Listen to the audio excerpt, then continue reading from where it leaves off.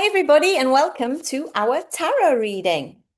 This week, I am returning to my Rider-Waite-Smith deck, my good old faithful, and I've been shuffling for a while with a view to pull our usual 3 cards that will speak to the unfolding of our upcoming week.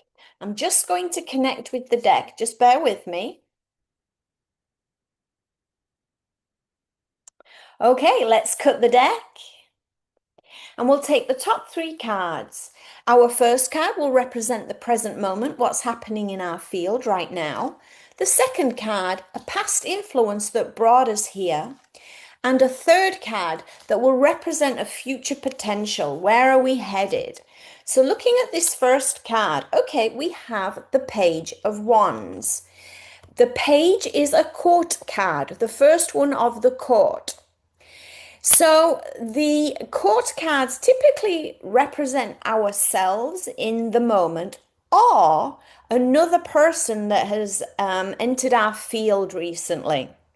The page, however, can also represent a message, whether that be a letter, a parcel, or an email, or a text, anything.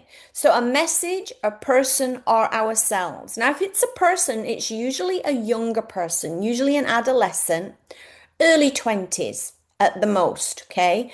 So there's a lot of exuberant energy around this person, especially as well with it being the wands and that being the fire element. If you think about fire, it's very exuberant, very passionate. It spreads around trying to burn things up. And here you see the page looking lovingly at his staff, at his wand that is sprouting little leaves.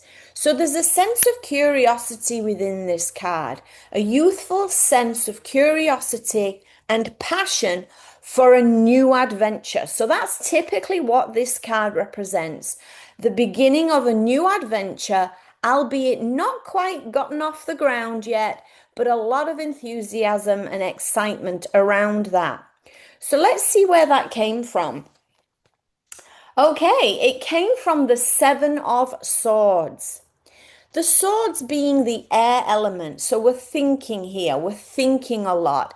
And here you see that this person is running away with 5 of the 7 swords. It's as if he's stealthily escaping, as if, not as if he's stealing, more as if he's playing a trick. He's playing a trick on someone. So this can represent mischievousness. It can represent somebody cheating. Maybe we've cheated someone, or maybe someone has cheated on us in a way. They've gotten away with something that we were a little bit upset about, but it's not that big a deal.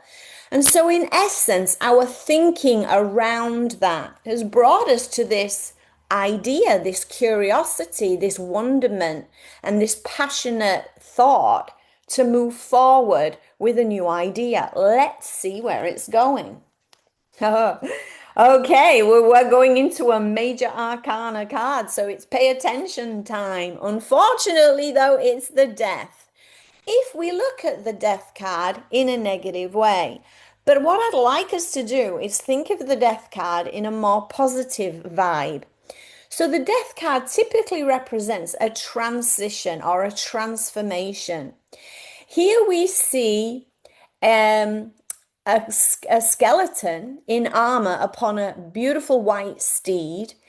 And in front, you see a pope and a king and just regular people. So basically, this card is suggesting that no one, not even the pope, not even the king, can escape death. And in the background here, we see the river Styx with the little ferry boat on that river. There's also Moongate here, which is where the transition will take us through the Moongate and into the sunlight. So there's a positive element to the Death card. So what I'm seeing is the total reading.